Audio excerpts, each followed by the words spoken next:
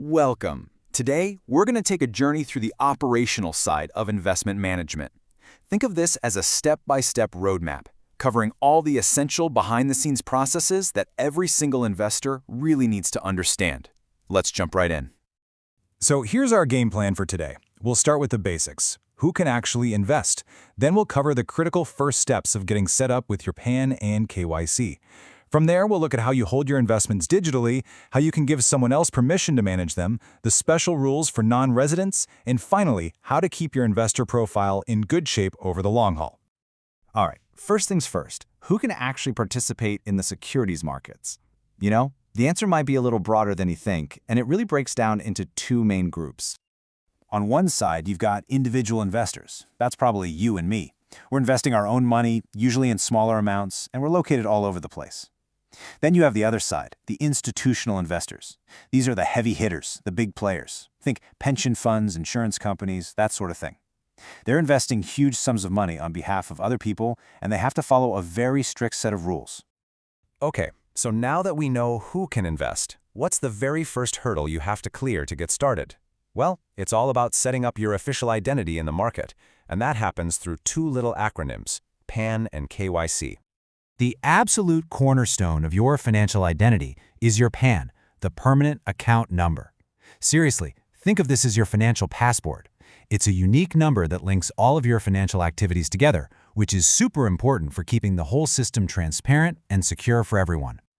So, when do you actually need to whip out your PAN card? Well, as you can see, pretty much all the time.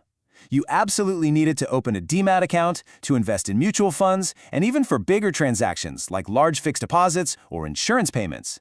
It's basically non-negotiable for any serious financial activity. So if your PAN is your financial passport, then KYC, or Know Your Customer, is the security check that proves you are who you say you are. It's a mandatory process where your identity and address are verified. This isn't just paperwork. It's a crucial step required by law to prevent things like money laundering and to keep the markets safe. Now the great news is that this has gotten so much easier. Thanks to e-KYC, you can do the whole thing from your couch. You just hop on an app or website, fill out the form, upload your documents, verify your Aadhaar and PAN with a quick OTP, and then finish it off with an electronic signature. Done! It's that simple. And here's where things get really cool. The old way of doing this, IPV, meant you physically had to go to an office to prove it was you. But now we have VIPV, Video In-Person Verification. This is a total game changer.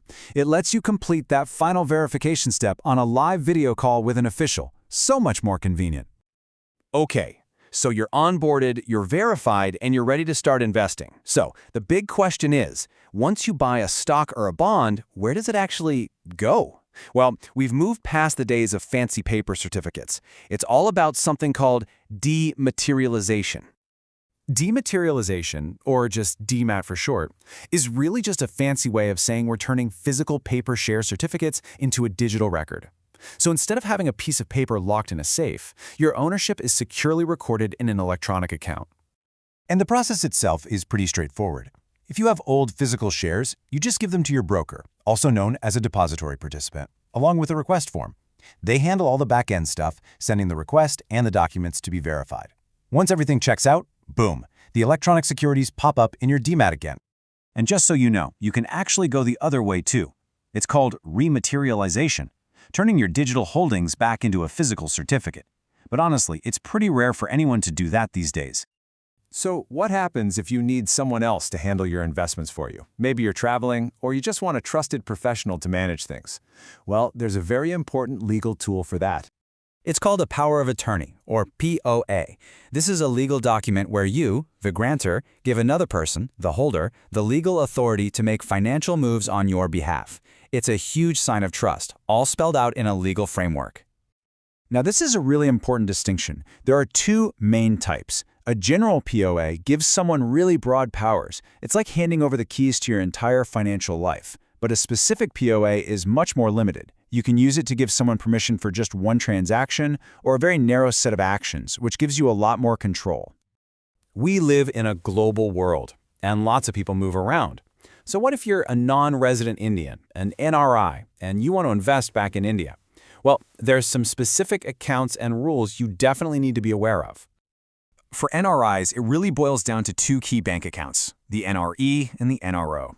Understanding the difference is absolutely crucial. The NRE account is for your foreign earnings. The huge benefit here is that you can take all that money, the principal and the interest, back out of India whenever you want. It's fully repatriatable. The NRO account, on the other hand, is for managing income you earn inside India, like rent or dividends. And with this one, there are limits on how much money you can send back abroad each year. So your choice really depends on where the money is coming from and what you plan to do with it. And finally, let's remember that investing is not a one-and-done deal. It's a journey. This last section is all about the practical stuff, keeping your details up to date and, really importantly, planning for your legacy. You know, life changes. People move, they get married and change their names. Sometimes their residency status even changes. Whenever these things happen, it's actually your responsibility to update your financial partners. Keeping your address, name, and status current is so important to make sure everything runs smoothly. This brings us to a really critical question, one that every single investor needs to think about. What happens to the portfolio that you've worked so hard to build after you're gone? Well, it's not a sale or a simple transfer. It's a specific legal process called transmission. This is how the ownership of your investments is officially passed on to the people you intended to have them, whether that's a joint holder, a nominee, or your legal heirs. And you need to know there is a very clear pecking order. First in line is always the surviving joint holder on the account. If there isn't one, then it goes to the person you named as your nominee. Only if there's no joint holder and no nominee does it go to your legal heirs based on a will, which can be a way more complicated process. So, what's the number one takeaway here? Make sure you have a nominee. It is the single easiest thing you can do to make life simpler for your loved ones down the road. So, there you have it. We've walked through the entire operational journey of an investor. And it all leads back to this one final thought. The work you put into building your investments is about creating a legacy. So the final step is to make sure that legacy is secure and can be passed on smoothly exactly the way you want. Thanks for joining me.